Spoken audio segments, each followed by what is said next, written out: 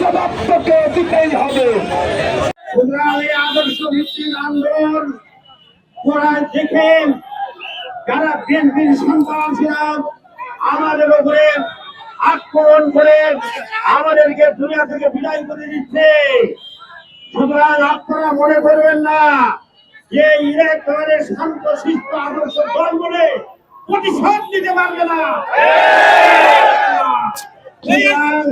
আমরা মারির বদলে মার, হত্যার বদলে হত্যা কে প্রতিশোধ নিতে চায়।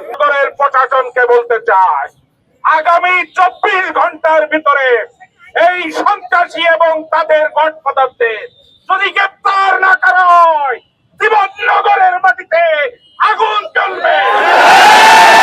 আমরা বলতে চাই, আগামী 24 ঘন্টার ভিতরে এই খুনি সন্ত্রাসীদের গ্রেপ্তার করে আইনের আওতায় আনতে হবে।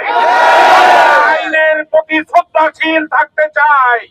যতক্ষণ পর্যন্ত সন্ত্রাসীরা গ্রেপ্তার না হবে,